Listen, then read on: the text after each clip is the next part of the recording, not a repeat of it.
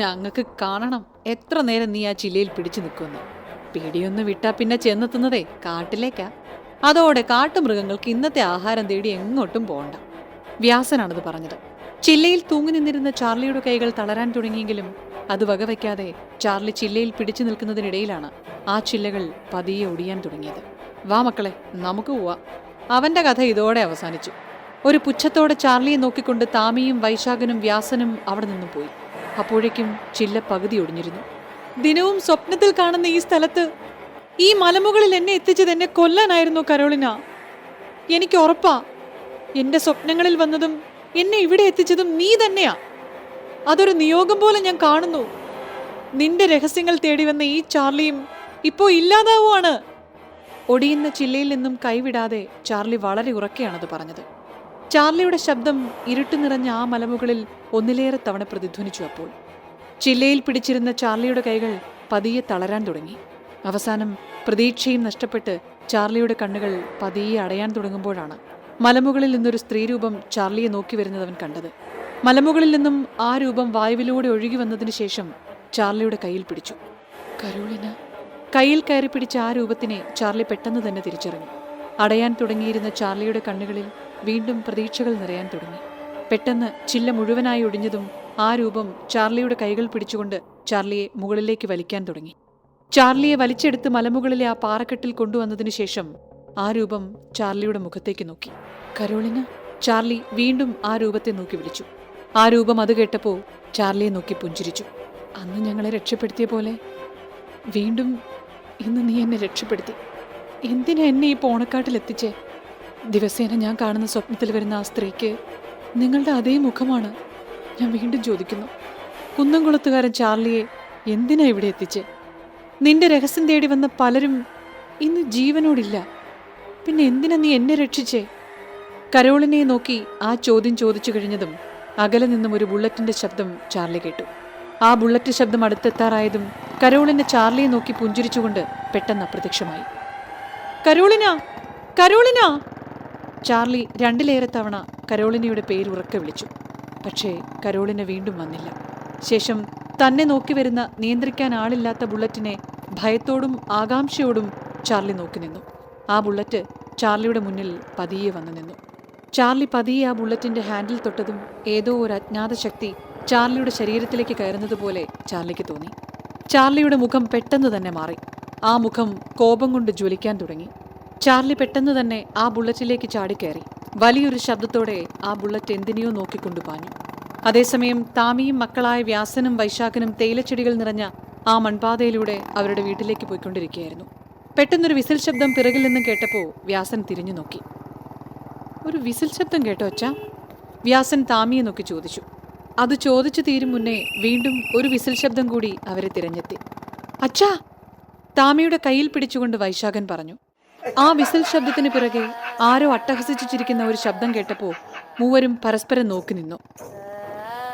ആരാ? ആരാത്? പിറകിലേക്ക് നോക്കി താമി ഉറക്കെ ചോദിച്ചു.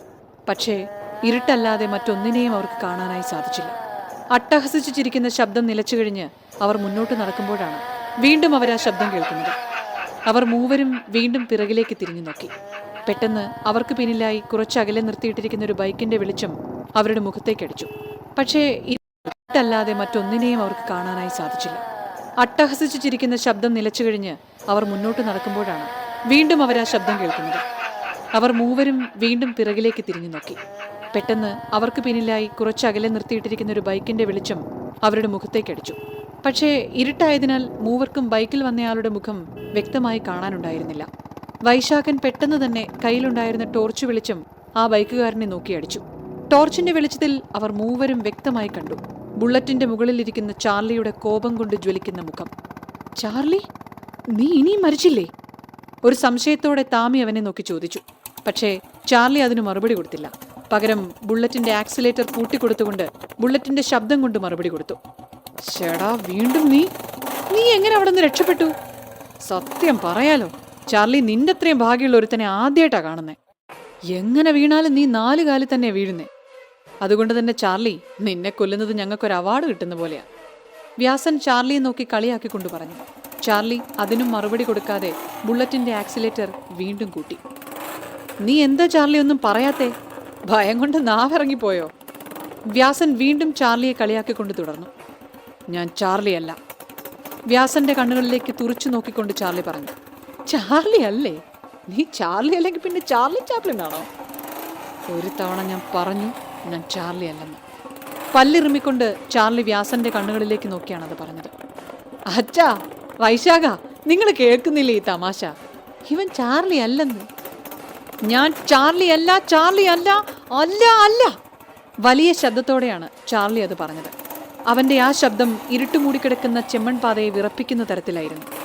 നീ ചാർലി അല്ലെങ്കിൽ പിന്നെ ആരാടാ? വ്യാസനും അല്പം ശബ്ദമുയർത്തിയാണ് അത് ചോദിച്ചത്. അതിന് ചാർലി വീണ്ടും ബുള്ളറ്റിന്റെ ആക്സിലേറ്റർ കൂട്ടിയ ശേഷം ഗിയർ ഷിഫ്റ്റ് ചെയ്തുകൊണ്ട് ഉറക്കെ അലറി. Philip Emmanuel. അത്രയും പറഞ്ഞതും ചാർലിയുടെ ദേഹത്തായി കയറിക്കൂടിയ ഫിലിപ്പിന്റെ ആത്മാവ് ബുള്ളറ്റ് വ്യാസന്റെ നേരെ പായിക്കലും കഴിഞ്ഞിരുന്നു. അതിവേഗത്തിൽ പാഞ്ഞു വന്ന ബുള്ളറ്റ് വ്യാസനെയും തൂക്കിക്കൊണ്ട് തേയിലച്ചെടികൾക്കിടയിൽ ശരവേഗത്തിൽ മറഞ്ഞു. താമിക്കും വൈശാഖനും ഒരു ഷോക്കായിരുന്നു ആ കാഴ്ച. അച്ഛാ, ചേട്ടൻ! ആ കാഴ്ച കണ്ട് ഇനിയും ഷോക്കിൽ നിന്ന് മാറാനാവാതെ നിന്നിരുന്ന താമിയെ നോക്കി വൈശാഖൻ തേയിലച്ചെടികൾക്കിടയിലേക്ക് കൈ ചൂണ്ടിക്കൊണ്ട് പറഞ്ഞു. അവരിരുവരും ബുള്ളറ്റ് കടന്നുപോയ ആ തേയിലച്ചെടികൾക്കിടയിലേക്ക് പതിയെ നടന്നു. തേയിലച്ചെടികൾക്കിടയിലൂടെ വളരെ കുറച്ചേ അവർ നടന്നു കാണുകയുള്ളൂ. വായിൽ നിന്നും ചോര തുപ്പിക്കിടക്കുന്ന വ്യാസനെ അവർ കണ്ടെത്തി. ചേട്ടാ, ചേട്ടാ! നിലത്ത് വീണുകിടന്നിരുന്ന വ്യാസന്റെ കവിളിൽ പതിയെ തട്ടിക്കൊണ്ട് വൈശാഖൻ വിളിച്ചു. വൈശാഖൻ വ്യാസനെ ചേർത്തു പിടിച്ചതും പെട്ടെന്ന് വ്യാസന്റെ വായിൽ നിന്ന് വീണ്ടും ചോര വൈശാഖന്റെ മുഖത്തേക്ക് തെറിച്ചു. ശേഷം അവസാനമായി ഒരു ശ്വാസം കൂടി വലിച്ച് വ്യാസന്റെ കണ്ണുകൾ പതിയെ അടഞ്ഞു. അച്ഛാ, അച്ഛാ, ചേട്ടൻ പോയച്ഛാ! താമിയുടെ മുഖത്തേക്ക് നോക്കി കരഞ്ഞുകൊണ്ട് വൈശാഖൻ പറഞ്ഞു. താമി അപ്പോൾ തന്റെ ചുറ്റും എന്താണ് നടക്കുന്നതെന്നറിയാതെ, വ്യാസൻ തന്നെ വിട്ടുപോയത് വിശ്വാസം വരാതെ വീണ്ടും ഷോക്കായി നിൽക്കുകയായിരുന്നു. വ്യാസന്റെ ശരീരം പതിയെ നിലത്ത് വെച്ച് വൈശാഖൻ എഴുന്നേൽക്കുന്നതിനിടയിലാണ് പെട്ടെന്ന് അതിവേഗത്തിൽ അവന്റെ പിറകിലൂടെ പാഞ്ഞു വന്ന ആ ബുള്ളറ്റ് വൈശാഖനെ ഇടിച്ചുകൊണ്ട് മുന്നോട്ട് പോയത്. ഇടയുടെ ആഘാതത്തിൽ വൈശാഖൻ വായുവിലൂടെ മുകളിലേക്കൊന്ന് പറന്ന ശേഷം നിലത്ത് വീഴുകയായിരുന്നു. പെട്ടെന്ന് നിലത്ത് നിന്ന് എഴുന്നേൽക്കാൻ വൈശാഖൻ ശ്രമിച്ചെങ്കിലും ഇടിയുടെ ആഘാതം അതിനവനെ എളുപ്പത്തിൽ എഴുന്നേൽക്കാൻ അനുവദിച്ചില്ല. എങ്ങനെയോ അവൻ നിലത്ത് നിന്ന് എഴുന്നേൽക്കുമ്പോഴാണ് വീണ്ടും ആ ബുള്ളറ്റ് അവനെ ഇടിച്ചു തെറിപ്പിക്കുന്നത്. നിലത്തേക്ക് തെറിച്ചു വീണ അവന്റെ വായിൽ നിന്നും ചോര ഒഴുകാൻ തുടങ്ങി. ശേഷം താമയുടെ കൺമുന്നിൽ വെച്ച് തന്നെ വൈശാഖന്റെ ശരീരത്തിലൂടെ പലതവണ ആ ബുള്ളറ്റ് കയറിയിറങ്ങി. ഓരോ വട്ടവും അവന്റെ ശരീരത്തിലൂടെ ബുള്ളറ്റ് കയറിയിറങ്ങുമ്പോഴും ചാർലിയുടെ ദേഹത്ത് കയറിയിരുന്ന ഫിലിപ്പിന്റെ ആത്മാവ് അട്ടഹസിച്ചുകൊണ്ട് ചിരിക്കുന്നുണ്ടായിരുന്നു. താമി വൈശാഖന്റെ അടുത്തേക്ക് ഓടിയെത്തിയതും ബുള്ളറ്റ് വീണ്ടും തേയിലച്ചെടികൾക്കിടയിലേക്ക് അപ്രത്യക്ഷമായിരുന്നു. വ്യാസൻ മരിച്ചതറിഞ്ഞും കരയാതെ നിന്നിരുന്ന താമിയുടെ കണ്ണുകളിൽ നിന്നും ധാരധാരയായി കണ്ണീരൊഴുകാൻ തുടങ്ങി. മക്കളെ! വൈശാഖനെ കോരിയെടുത്തുകൊണ്ട് താമി പൊട്ടിക്കരയാൻ തുടങ്ങി. പെട്ടെന്ന് തന്റെ മുഖത്തേക്കടിച്ച ബുള്ളറ്റ് ലൈറ്റിന്റെ വെളിച്ചം താമിയെ ലൈറ്റ് വന്ന ഭാഗത്തേക്ക് നോക്കാൻ പ്രേരിപ്പിച്ചു. തന്നെ നോക്കി വരുന്ന ബുള്ളറ്റും അതിൽ ചിരിച്ചുകൊണ്ടുവരുന്ന ഫിലിപ്പിന്റെ ആത്മാവ് കയറിയ ചാർലിയും. താമിയുടെ കുറച്ചു മുന്നിലായി ബുള്ളറ്റ് വന്നു നിന്നു. ചാർലി താമിയെ നോക്കി ചിരിക്കാൻ തുടങ്ങി. സ്റ്റാൻലി സായിപ്പിന്റെ വിശ്വസ്തനായ മണ്ടൻ താമി, അയാളിനി തിരിച്ചു വരില്ല. ഈ കാലമൊക്കെയും നീ ആർക്കു വേണ്ടിയാണോ ഈ ബംഗ്ലാവിനെ സംരക്ഷിച്ചത്? അയാളെ, നിന്റെ സായിപ്പിനെ, ആത്മാവായ അയാളുടെ ഭാര്യ, അയാൾ ഇവിടം വിട്ടുപോയ അന്ന് തന്നെ കൊന്നുകളഞ്ഞു. അയാളുടെ ശരീരം ആ ഡാമിന്റെ ആഴങ്ങളിൽ കിടക്കുന്നുണ്ട്, ഈ ബംഗ്ലാവിനെ പറ്റിയുള്ള രഹസ്യം പോലെ. അയാളുടെ ദൈവങ്ങളൊന്നും തന്നെ അയാളെ രക്ഷിക്കാനായി വന്നില്ല. ഇനി താമി നിന്റെ ഊഴമാണ്. ഈ രാവ് പുലരും മുന്നേ നിന്റെ മക്കൾ ഇല്ലാതായ പോലെ നീയും ഇല്ലാതാവുകയാണ്. ചാർലി താമിയെ നോക്കിക്കൊണ്ട് പറഞ്ഞു. അപകടം മനസ്സിലാക്കിയ താമി വൈശാഖന്റെ ശരീരം നിലത്ത് വെച്ച ശേഷം പതിയെ പതിയെ ചുവടുകൾ പിറകിലേക്ക് വെച്ചു. പേടിച്ചു വിറച്ചു നിൽക്കുന്ന താമിയെ കണ്ടതും ചാർലി ചിരിക്കാൻ തുടങ്ങി. ചിരിയുടെ അവസാനത്തിൽ ചാർലി ഒരു വിസിൽ ശബ്ദമുണ്ടാക്കി. വിസിൽ ശബ്ദമുണ്ടാക്കിയതും അകലെ നിന്നും എന്തിന്റെയോ മുരൾച്ച താമി കേട്ടു. തേയിലച്ചെടികൾക്കിടയിൽ നിന്നും പ്രത്യക്ഷമായ തിളങ്ങുന്ന ചോരക്കണ്ണുകളുള്ള ജീവികൾ താമിയെ നോക്കി പതിയെ നടന്നു. താമി മറ്റൊന്നും ആലോചിക്കാതെ പിറകിലേക്ക് ഓടാൻ തുടങ്ങി. ജീവികളും ചാർലിയും അതിന്റെ തൊട്ടു പിന്നിലും. താമി ഓടിയെത്തിയത് താമിയും മക്കളും ചാർലിയെ കൊല്ലാനായി കൊണ്ടെത്തിച്ച ആ മലമുകളിൽ തന്നെയായിരുന്നു. മലയുടെ അഗ്രഭാഗത്തായി നിന്നിരുന്ന താമിയെ ആ ജീവികൾ വളഞ്ഞിരുന്നു. അതെ താമിക്ക് ഓർമ്മയുണ്ടോന്നറിയില്ല. ഈ മലമുകളിലേക്കാണ് അന്ന് നിങ്ങൾ എന്നെ ഭയപ്പെടുത്തി എത്തിച്ചത്. ഈ മലമുകളിൽ വെച്ച് എന്നെ ഒന്നും ചെയ്യരുതെന്ന് ഞാൻ പറഞ്ഞപ്പോൾ നീയും നിന്റെ മക്കളും അത് കേട്ടില്ല. കണ്ടോ താമി, ഇപ്പോ അതേ സ്ഥലം ഇവിടെ നീയും ഇല്ലാതാവുകയാണ്. അത്രയും പറഞ്ഞുകൊണ്ട് ചാർലിയുടെ ശരീരത്തിൽ കൂടിയിരുന്ന ഫിലിപ്പിന്റെ ആത്മാവ് ബുള്ളറ്റ് താമിക്ക് നേരെ പായിച്ചു. ബുള്ളറ്റിന്റെ ഇടിയുടെ പ്രഹരത്താൽ താമി ആ മലമുകളിൽ നിന്നും താഴേക്കു പതിച്ചു. ചാർലിയെ തിരഞ്ഞിറങ്ങിയ ഫാദറും ബാക്കിയുള്ളവരും അവസാനം എത്തിച്ചേർന്നത് ആ മലമുകളിലായിരുന്നു. നേരം വെളുത്തിരുന്നു അപ്പോൾ. ദാ അവിടെ! മലമുകളിലെ പാറക്കെട്ടുകൾക്കിടയിലേക്ക് കൈ ചൂണ്ടിക്കൊണ്ട് പോൾ പറഞ്ഞു. പോൾ കൈ ചൂണ്ടിയ ഭാഗത്തേക്ക് പോളിനൊപ്പം ബാക്കിയുള്ളവരും കുതിച്ചു. പാറക്കെട്ടുകൾക്കിടയിൽ ബോധരഹിതനായി കിടക്കുകയായിരുന്നു ചാർലി അപ്പോൾ. Charlie, Charlie, Charlie! സമന്യ ചാർലിയെ തട്ടി വിളിക്കാൻ തുടങ്ങി. പെട്ടെന്ന് ചാർലി എഴുന്നേറ്റില്ലെങ്കിലും തുടരെ തുടരെ വിളിച്ചപ്പോ ചാർലി പതിയെ കണ്ണു തുറന്നു. താമി, വ്യാസൻ, വൈശാഖൻ, അവരാണ്. കണ്ണു തുറന്നതും ചാർലി അങ്ങനെയാണ് പറഞ്ഞത്. എന്ത്? ചാർലിക്ക് എന്താ പറ്റിയേ? ചാർലി എങ്ങനെ ഇവിടെ എത്തിയേ? സമന്യ വീണ്ടും ചോദിച്ചു. സമന്യ, ഞാൻ പറയാറില്ലേ, ഞാൻ കാണുന്ന സ്വപ്നങ്ങളെപ്പറ്റി. ഈ മലയാ എന്റെ സ്വപ്നങ്ങളിൽ ഞാൻ കാണാറുള്ള മല. അതുപോലെ ഞാൻ മനസ്സിലാക്കുന്നു, എന്റെ സ്വപ്നങ്ങളിൽ ഞാൻ കാണാറുള്ള ആ സ്ത്രീ കരോളിനെയാണ്. എന്തിനോ വേണ്ടി അവരെന്നെ ഇവിടെ എത്തിച്ചതാണ്. സമന്യയുടെ കണ്ണുകളിലേക്ക് നോക്കിക്കൊണ്ട് ചാർലി പറഞ്ഞു. ചാർലിക്ക് എന്താ പറ്റിയേ? ചാർലി എങ്ങനെ ഇവിടെ എത്തിയേ? ഇക്കുറി ഫാദറാണ് ചോദിച്ചത്. ആ ചോദ്യത്തിന് എന്തോ ആലോചിച്ചുകൊണ്ട് ചാർലി പറഞ്ഞു. ഫാദർ, ബംഗ്ലാവിൽ കയറുന്നവരെ അകപ്പെടുത്തുന്നത് കരോളിനയുടെ ആത്മാവല്ല, അതവരാണ്. അവരെന്ന് വെച്ചാ ആരെയാ ചാർലി ബംഗ്ലാവിൽ നിന്ന് പിന്തുടർന്നത്? ഫാദർ വീണ്ടും ചോദിച്ചു. അവരെന്ന് പറഞ്ഞാ അവർ 3 പേരാണ്. ചായക്കടക്കാരൻ താമി, അയാളുടെ മക്കളായ വ്യാസനും അയാളുടെ അനുജനും പോണക്കാടിന്റെ പാറാവുകാരനുമായ വൈശാഖനും. അവര് 3 പേരുമാണ് ബംഗ്ലാവിന്റെ രഹസ്യത്തിന്റെ കാവൽക്കാർ. അവരാണ് ബംഗ്ലാവിനകത്തേക്ക് കയറുന്നവരെ ആക്രമിക്കുന്നതും കൊലപ്പെടുത്തുന്നതും. എന്നിട്ട് അതൊക്കെ ചെയ്യുന്നത് കരോളിനയുടെ ആത്മാവാണെന്ന് പറയുന്നതും അവര് തന്നെയാ. പക്ഷെ എന്തിന്? പോളാണത് ചോദിച്ചത്. അമ്മാവാ, ഈ പ്രേതകഥകൾക്കപ്പുറം ജനം ഇനിയും അറിയാത്തൊരു രഹസ്യമുണ്ട് ആ ബംഗ്ലാവിനകത്ത്. അതിന്റെ കാവൽക്കാരായിരുന്നു താമിയും വ്യാസനും വൈശാഖനും. പറയാൻ ഒരുപാടുണ്ട്. നമുക്ക് എത്രയും വേഗം ബംഗ്ലാവിനുള്ളിൽ കടക്കണം. അവർ ആ ബംഗ്ലാവ് നോക്കി നടക്കാൻ തുടങ്ങി. ചാർലിയെ പിന്തുടർന്ന് അവരെത്തിയത് ആ ബംഗ്ലാവിന്റെ അണ്ടർഗ്രൗണ്ടിലായിരുന്നു. ചാർലി, ഒന്ന് പറയാമോ, നമ്മൾ എന്തിനാ വീണ്ടും ഈ ബംഗ്ലാവിനകത്തേക്ക് കയറിയതെന്ന്? ആകാംക്ഷ അടക്കാനാവാതെ സമന്യ ചാർലിയോട് ചോദിച്ചു. നിധി, നിങ്ങൾ കരുതുന്നത് പോലെ ഈസ്റ്റ് ഇന്ത്യ കമ്പനി ഇവിടെ എത്തിയത് വെറും തേയിലച്ചെടികൾക്ക് വേണ്ടി മാത്രമല്ല. പിന്നെ അവരിവിടെ എത്തിയത് കേരളത്തിന്റെയും ഇന്ത്യയുടെയും വിവിധ ഭാഗങ്ങളിൽ നിന്നും പലരിൽ നിന്നും കൊള്ളയടിച്ചു കൊണ്ടുവന്ന സാധനങ്ങൾ ഒളിപ്പിക്കാനൊരു സ്ഥലം നോക്കിയ. അതിനുവേണ്ടിയാ അവരിവിടെ വന്നതും കാടുകൾ വെട്ടിത്തെളിച്ചതും പിന്നെ തേയില ഫാക്ടറി ഉണ്ടാക്കി ജനങ്ങളുടെ ശ്രദ്ധ മാറ്റി കൊള്ള മുതൽ രഹസ്യമായി സൂക്ഷിച്ചത്. മുന്നോട്ട് നടക്കുന്നതിനിടയിൽ ചാർലി പറഞ്ഞു. നമ്മുടെ കോഹിനൂരും മഹാരാജ രഞ്ജിത് സിംഗിന്റെ സിംഹാസനവും ടിപ്പുവിന്റെ കടുവയും അങ്ങനെ പലതും അവർ കൊള്ളയടിച്ച് ബ്രിട്ടനിലേക്ക് കൊണ്ടുപോയിട്ടുണ്ട്. പക്ഷേ ചാർലി, അത് സ്വാതന്ത്ര്യത്തിന് മുൻപല്ലേ? കൊള്ളയടിച്ച സാധനങ്ങൾ ഒളിപ്പിക്കാനുള്ള സ്ഥലമായാണ് ഈ പോണക്കാടിനെ അവർ കണ്ടതെങ്കിൽ കൊള്ളയടിച്ച സാധനങ്ങളെല്ലാം തന്നെ അവർ കൊണ്ടുപോയി കാണില്ലേ? കമ്പനി ഇന്ത്യ വിട്ടുപോകുന്നതിന് മുൻപേ അത് കൊണ്ടുപോയിരിക്കണം. ഇല്ല സമന്യ, RIN ലഹളയോടെ ഇന്ത്യയിലെ തുറമുഖങ്ങൾ അടയ്ക്കപ്പെട്ടു. ഇവിടെ പോണക്കാടിന്റെ വളരെ അടുത്തായിരുന്നു വലിയതുറ പോർട്ട്. അതിന്റെ പ്രവർത്തനം നിർത്തുകയും ചെയ്തതോടെ കൊള്ളയടിക്കപ്പെട്ട മുഴുവൻ സാധനങ്ങളും അവർക്കിവിടെ ഒന്നും കൊണ്ടുപോകാൻ കഴിഞ്ഞില്ല. അന്ന് കൊണ്ടുപോകാൻ കഴിയാതിരുന്ന സാധനങ്ങൾ ഈ ബംഗ്ലാവിനകത്ത് എവിടെയോ ഉണ്ട്. ആ നിധിയുടെ കാവൽക്കാരാണ് അന്നത്തെ കമ്പനിയുടെ മാനേജരായ സ്റ്റാൻലി സായിപ്പിന്റെ വിശ്വസ്തനായ താമിയും താമിയുടെ മക്കളും. കരോളിനയുടെ മരണശേഷം ഈ കൊള്ളമുതൽ വിൽക്കാനായി ലണ്ടനിലേക്ക് പോയ സായിപ്പ് പിന്നീട് മടങ്ങി വന്നില്ല. ഈ കാലം അത്രയും താമിയും മക്കളും ഈ കൊള്ളമുതൽ സൂക്ഷിച്ചു വരികയായിരുന്നു. അണ്ടർഗ്രൗണ്ടിനകത്തെ ഓരോ മുറിയുടെ ലോക്കിലും പിടിച്ചുകൊണ്ട് ചാർലി പറഞ്ഞു. സായിപ്പ് തികഞ്ഞൊരു ജാലവിദ്യക്കാരനായിരുന്നു. സായിപ്പാണ് താമിയെ ഇല്യൂഷനും മറ്റു വിദ്യകളും പഠിപ്പിച്ചത്. സമന്യ, അന്ന് ബംഗ്ലാവിൽ കയറി ആ രാത്രി കണ്ട രൂപങ്ങളും ഇവരുടെ മായാജാല വിദ്യയാണ്. മായാജാല വിദ്യയാൽ ഭയത്തിന്റെ കവചമൊരുക്കിയാണ് അവർ ഈ ബംഗ്ലാവിനെ സംരക്ഷിച്ചു പോകുന്നത്. കള്ളം കുമാരനെയും ആ വിദ്യാർത്ഥികളെയും ഫിലിപ്പിനെയും കൊന്നത് അവര് തന്നെയാ. അവസാന മുറിയുടെ ലോക്കിൽ പിടിച്ചുകൊണ്ട് ചാർലി പറഞ്ഞു. ഇതെല്ലാം ലോക്കാണല്ലോ. എന്റെ മനസ്സ് പറയുന്നു ഈ മുറികളിലാണ് കൊള്ളയടിക്കപ്പെട്ട സാധനങ്ങൾ ഇരിക്കുന്നതെന്ന്. അണ്ടർഗ്രൗണ്ടിലെ മുറികൾക്ക് മുന്നിൽ നിന്നുകൊണ്ട് ചാർലി പറഞ്ഞു. 1, 2, 3, മൊത്തം 7. ഈ 7 മുറികൾ നമുക്കിപ്പോൾ തന്നെ തുറക്കണം. അമ്മാവ, സമന്യ, ഇസ, ഫാദർ, നമുക്ക് ഈ മുറികൾ ഇപ്പോൾ തുറക്കണം.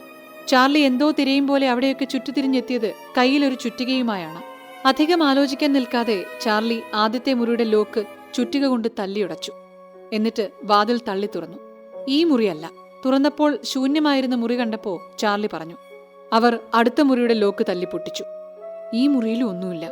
മുറി തുറന്നതും പോൾ പറഞ്ഞു. പെട്ടെന്ന് തന്നെ ശേഷിച്ച ബാക്കി മുറികളുടെ ലോക്കും ചാർലി ഉടച്ചുവെങ്കിലും ബാക്കിയുള്ള മുറികളും ശൂന്യമായിരുന്നു. ഞാൻ പറഞ്ഞില്ലേ ചാർലി, കൊള്ള മുതലെല്ലാം തന്നെ അവർ ബ്രിട്ടനിലേക്ക് കൊണ്ടുപോയി കാണും. കണ്ടില്ലേ, എല്ലാ മുറികളും കാലിയാണ്. നിരാശയോടെ നിന്നിരുന്ന ചാർലിയുടെ മുഖത്തേക്ക് നോക്കി സമന്യ പറഞ്ഞു. അങ്ങനെ വരാൻ വഴിയില്ല സമന്യ. താമയുടെ വാക്കുകളെ നമുക്ക് വിശ്വസിക്കാം. അവർ ഈ ബംഗ്ലാവിനകത്തേക്ക് പ്രവേശിച്ചവരെ കൊന്നുകളഞ്ഞത് ഇതിനകത്തുള്ള ഈ കൊള്ളമുതലിനെ സംരക്ഷിക്കാൻ വേണ്ടി മാത്രമാണ്. എനിക്കുറപ്പാ ഈ മുറികളിൽ എവിടെയോ അതിരിപ്പുണ്ട്. ഉറച്ച വിശ്വാസത്തോടെയാണ് ചാർലി അത് പറഞ്ഞത്. പക്ഷെ എവിടെ ചാർലി? നമ്മൾ എല്ലാ മുറികളും തുറന്നില്ല. ഫാദർ ഒരു സംശയത്തോടെ ചാർലിയോട് ചോദിച്ചു. ചാർലി അതിന് മറുപടി നൽകാതെ വീണ്ടും തുറന്ന ഓരോ മുറികളിലും കയറി നോക്കി. ശേഷം വീണ്ടും വീണ്ടും ആ മുറികൾക്കകത്തേക്ക് കയറി. എന്തേ ചാർലി, എന്തുപറ്റി ചാർലി? ഓരോ മുറിയിലേക്കും ഓടിക്കയറുന്ന ചാർലിയെ നോക്കി സമന്യ ചോദിച്ചു. ഈ 7 മുറികളും ഐഡന്റിക്കലാണ്. 7 മുറികൾക്കും ഒരേ നീളം, ഒരേ വീതി. പക്ഷേ ഈ മുറി, ഒരു മുറി ചൂണ്ടിക്കൊണ്ട് ചാർലി തന്റെ കൂടെയുള്ളവരോടായി പറഞ്ഞു. ആ മുറിക്ക് എന്താ പ്രത്യേകത? പോൾ ചോദിച്ചു. വാ പറയാം. ആ മുറിക്കകത്തേക്ക് കയറിക്കൊണ്ട് ചാർലി പറഞ്ഞു. ചാർലിയുടെ കൂടെയുള്ളവരും ചാർലിക്ക് പിന്നിലായി നടന്നു. ബാക്കിയുള്ള മുറികളുടെ ഭിത്തിയിൽ ഒരു പൊട്ടലോ പോറലോ ഇല്ല. പക്ഷെ ഇത് കണ്ടോ, ദാ ഇവിടെ കണ്ടോ? ആ മുറിയിലെ ഒരു ഭിത്തിയിലെ 1 ഇഞ്ച് ആഴത്തിൽ ചതുരാകൃതിയിലുള്ള കുഴി പോലെയുള്ള ഭാഗത്ത് കൈവച്ചുകൊണ്ട് ചാർലി പറഞ്ഞു. ഈ മുറിയുടെ ഭിത്തിയിൽ മാത്രമേ ഇങ്ങനൊരു ചതുരാകൃതിയിലുള്ള കുഴിയുള്ളൂ. ഇതൊരിക്കലും ഭിത്തിയിലുണ്ടായ പോറലോ പൊട്ടലോ ഒന്നുമല്ല. അതുപോലെ ഈ കുഴിക്ക് ചുറ്റും തീർത്ത ഈ ഇരുമ്പിന്റെ ഭാഗങ്ങൾ, സോറി, ഇത് ഇരുമ്പല്ലല്ലോ. ചാർലി ഒരു സംശയത്തോടെ അത്രയും പറഞ്ഞു നിർത്തി. അതെ, ഇത് ഇരുമ്പല്ല. സമന്യയും ഭിത്തിയിൽ കുഴിക്ക് ചേർന്ന് കണ്ട ആ ഭാഗത്തിൽ പിടിച്ചു നോക്കി. വെങ്കലം. യെസ്, ഇത് വെങ്കലമാണ്. ഭിത്തിയിൽ കണ്ട ലോഹത്തിൽ പിടിച്ചുകൊണ്ട് ചാർലി പറഞ്ഞു. ഒരു സംശയത്തോടെ ആ ലോഹത്തിൽ പിടിച്ചു നോക്കി ചാർലി തുടർന്നു. വെങ്കലം. നമുക്കും വെങ്കലം കൊണ്ട് തീർത്ത ചതുരാകൃതിയിലുള്ള ഒരു സാധനം ഫിലിപ്പിന്റെ ബാഗിൽ നിന്ന് കിട്ടിയിരുന്നില്ലേ? ചാർലി സമന്യയെ നോക്കി ചോദിച്ചു. അതെ, ലഭിച്ചിരുന്നു. അയ്യോ, അതെന്തേ ഞാൻ മറന്നു. സമന്യ കയ്യിലുണ്ടായിരുന്ന ബാഗിൽ നിന്നും ചതുരാകൃതിയിലുള്ള വെങ്കലം കൊണ്ടുള്ള സാധനം ചാർലിയുടെ കയ്യിലേക്ക് കൊടുത്തു. ചാർലി അത് തിരിച്ചും മറിച്ചും നോക്കിയ ശേഷം ആ സാധനം എടുത്ത് ഭിത്തിയിലുണ്ടായിരുന്ന ആ കുഴിയിലേക്ക് പതിയെ ഇറക്കി വെച്ചതും അതിന്റെ അരികുകൾ ഭിത്തിയിലെ കുഴിയിലുണ്ടായിരുന്ന വെങ്കലത്തിന്റെ ഭാഗവുമായി കൂടിച്ചേരുകയും കുഴിയിലേക്ക് ഇറക്കി വെച്ച വെങ്കലത്തിന്റെ മധ്യത്തിലായി ഒരു ദ്വാരം പ്രത്യക്ഷപ്പെടുകയും ചെയ്തു. എന്താ അത്? അതിന്റെ രൂപം മാറിയല്ലോ. കുഴിയിലേക്ക് ഇറക്കി വെച്ച ചതുരാകൃതിയിലുള്ള അതിന്റെ രൂപമാറ്റം കണ്ടപ്പോ ഇസ ചോദിച്ചു. യെസ്, അത്ഭുതത്തോടെ ചാർലി പറഞ്ഞു. I guess. അതിലേക്ക് നോക്കി സമന്യ മുഴുവനാക്കാതെ പറഞ്ഞു. എനിക്ക് തോന്നുന്നത് ഇതൊരു ലോക്കാണെന്നാ. ആ മുറിയിന്ന് അണ്ടർഗ്രൗണ്ടിലേക്ക് നമ്മൾ കണ്ട രഹസ്യവാതിൽ പോലെയുള്ള എന്തോ ഒന്നിന്റെ ലോക്ക്. ഫറവോകളുടെ മമ്മികളിലൊക്കെ ഇതുപോലെയുള്ള ഉപകരണങ്ങൾ കൊണ്ട് ലോക്കുകൾ ഉണ്ടാക്കാറുണ്ടെന്ന് വായിച്ചിട്ടുണ്ട്. സോ അതുപോലുള്ള എന്തെങ്കിലും ഒന്നായിരിക്കണം ഇത്. ഇത് കുഴിയോട് ചേർന്നുള്ള വെങ്കലത്തിന്റെ ഭാഗത്തിൽ ഉറച്ചല്ലോ. അത് കൃത്യമായി അതിലുറച്ചു. അങ്ങനെയെങ്കിൽ ഇതൊരു രഹസ്യവാതിലേക്കുള്ള കീ ആയിരിക്കും. നമുക്ക് മുന്നിൽ ആ രഹസ്യവാതിൽ തുറക്കണ്ടേ? പോൾ തന്റെ സംശയം വ്യക്തമാക്കി. ചാർലി അത് കേട്ടപ്പോൾ എന്തോ ആലോചിച്ചു. രഹസ്യവാതിലേക്കുള്ള കീ. ചാർലി ആരോടൊന്നില്ലാതെ അത്രയും പറഞ്ഞുകൊണ്ട് എന്തോ ചിന്തിച്ച ശേഷം ഒന്ന് പുഞ്ചിരിച്ചു. യെസ്, കീ ഏതെന്ന് കിട്ടി. ചാർലി എല്ലാവരെയും നോക്കി പുഞ്ചിരിച്ച ശേഷം തുടർന്നു. Carolina is the key. ആർക്കും ചാർലി പറഞ്ഞത് മനസ്സിലായില്ല. Carolina is the key. ഇതൊരു ക്ലൂ ആണ് സമന്യ. സായിപ്പ് കരോളിനയുടെ ചിത്രത്തിൽ ഒളിപ്പിച്ചു വെച്ച ഒരു ക്ലൂ. കരോളിനെയാണ് ആ നിധിയിലേക്കുള്ള കീ. ചാർലി എന്താ പറയാൻ ഉദ്ദേശിക്കുന്നത്? വ്യക്തമായില്ല. ചാർലി പറഞ്ഞത് മനസ്സിലാകാതെ സമന്യ ചാർലിയോട് ചോദിച്ചു. പറയാം, എന്റെ കൂടെ വാ. ചാർലി അത്രയും പറഞ്ഞുകൊണ്ട് മറ്റൊരു റൂം നോക്കി നടന്നു. ചാർലിയുടെ പിന്നിലായി ബാക്കിയുള്ളവരും. കരോളിനയുടെ അസ്ഥികൂടം കണ്ടെത്തിയ മുറിയിലേക്കാണ് ചാർലി പോയത്. അസ്ഥികൂടത്തിന്റെ അടുത്തെത്തിയതും ചാർലി പോക്കറ്റിൽ നിന്നും മൊബൈൽ എടുത്ത് സായിപ്പ് വരച്ച കരോളിനയുടെ ചിത്രം എല്ലാവരെയും കാണിച്ചു. ദേ, ഈ പെട്ടിയിൽ കിടക്കുന്നതാണ് ഈ നാടിനെ ഭയത്തിന്റെ ആഴങ്ങളിലേക്ക് പറഞ്ഞുവിട്ട സായിപ്പിന്റെ ഭാര്യ കരോളിന. അവരുടെ കഴുത്തിൽ കിടക്കുന്ന മാല കണ്ടോ? ആ പെൻഡന്റ് കണ്ടോ? അതേ മാലയും പെൻഡന്റുമാണ് ഈ ഫോട്ടോയിൽ കാണുന്നത്. മറ്റൊരർത്ഥത്തിൽ പറഞ്ഞ ആ നിധിയിലേക്കുള്ള കീയാണ് ആ മാല. ചാർലി പറഞ്ഞത് വിശ്വാസം വരാത്തതുപോലെ ബാക്കിയുള്ളവർ നിന്നത് കണ്ട് ചാർലി തുടർന്നു. കരോളിന മരിച്ച ശേഷമാണ് സായിപ്പ് ചിത്രം വരച്ചത്. അതായത് കരോളിന മരിച്ച ഏതാനും മണിക്കൂറുകൾക്ക് ശേഷമാണ് സായിപ്പ് ചിത്രം വരച്ചത്. ശേഷം താമിയും സായിപ്പും കൂടിയാ കരോളിനയുടെ ശരീരം മറവ് ചെയ്തത്. മറവ് ചെയ്ത ആ സമയത്ത് അവരുടെ ശരീരത്തിലെ എല്ലാ ആഭരണങ്ങളും അഴിച്ചുമാറ്റിയെങ്കിലും ഈ മാല മാത്രം അഴിച്ചെടുക്കാതെ ശരീരം മറവ് ചെയ്യുകയാണ് ചെയ്തത്. ചിത്രം നോക്കിയാൽ അറിയാം, കരോളിനയുടെ ശരീരത്തിൽ ഈ മാലയല്ലാതെ മറ്റൊരു ആഭരണവും ഇല്ല. എനിക്കുറപ്പാ ഈ മാല സായിപ്പിന് വേണ്ടപ്പെട്ടതായിരിക്കും. പക്ഷേ ചാർലി, ഈ മാല സായിപ്പിന് വേണ്ടപ്പെട്ടതാണെങ്കിൽ പിന്നെ എന്തുകൊണ്ടാ ഈ മാല ഇവിടെ ഇട്ടിട്ട് പോയത്? പോകുമ്പോൾ കൊണ്ടുപോകാമായിരുന്നില്ലേ? പോളാണത് ചോദിച്ചത്. അതൊരു പക്ഷേ തനിക്ക് ബ്രിട്ടനിൽ നിന്ന് തിരിച്ചു വരാൻ കഴിഞ്ഞില്ലെങ്കിൽ തന്റെ അനന്തരാവകാശികൾക്കോ അല്ലെങ്കിൽ അയാൾ അറിയുന്ന ആരുടെയെങ്കിലും കയ്യിലേക്ക് കിട്ടാൻ വേണ്ടിയായിരിക്കും ആ ചിത്രത്തിനകത്ത് ഒരു ക്ലൂ ഇട്ടതും ഈ മാല ഇവിടെ ഉപേക്ഷിച്ചതും. പിന്നെ ഇതൊക്കെ ഒരു ഊഹമാണ്, പക്ഷെ എന്റെ ഊഹങ്ങളൊന്നും തെറ്റാറില്ല. അത്രയും പറഞ്ഞുകൊണ്ട് അസ്ഥികൂടത്തിൽ നിന്നും ആ മാല അഴിച്ചെടുത്തുകൊണ്ട് നേരത്തെ അവർ നിന്ന മുറിയിലേക്ക് നടന്നു. ശേഷം ചതുരാകൃതിയിലുള്ള വെങ്കലത്തിലേക്കും കയ്യിലെ മാലയിലേക്കും നോക്കി ചാർലി തുടർന്നു. വെങ്കലം അവിടെ വച്ചപ്പോഴുണ്ടായ ആ ദ്വാരം കണ്ടു. മാലയല്ല കീയപ്പോ. അത്രയും പറഞ്ഞ ശേഷം മാലയിലുണ്ടായിരുന്ന പെൻഡന്റ് അഴിച്ചെടുത്ത് ആ പെൻഡന്റ് ചാർലി വെങ്കലത്തിന്റെ ദ്വാരത്തിലേക്ക് കയറ്റിവെച്ചു. അത് ആ ദ്വാരത്തിലേക്ക് ചേർന്നതും പെൻഡന്റ് വെങ്കലത്തോടൊപ്പം യോജിക്കുകയും വലിയൊരു ശബ്ദത്തോടെ അവർക്ക് മുന്നിലുണ്ടായിരുന്ന ഭിത്തി ഇരുവശങ്ങളിലേക്ക് മാറിപ്പോവുകയും അവർക്ക് മുന്നിലൊരു വഴി പ്രത്യക്ഷമാവുകയും ചെയ്തു. Oh my god! മുന്നിലേക്ക് തുറന്ന വഴിയിലെ കാഴ്ച കണ്ട് ഇസ അന്തം വിട്ടു. അറിയിപ്പ്, ഒരു സന്തോഷ വാർത്തയുണ്ട്. നമ്മളെല്ലാവരും മില്യണറായി തീർന്നിരിക്കുന്നു. തുറന്ന വഴിയിലൂടെ മുന്നിലേക്ക് നടക്കുന്നതിനിടയിൽ പോൾ വളരെയധികം സന്തോഷത്തോടെ പറഞ്ഞു.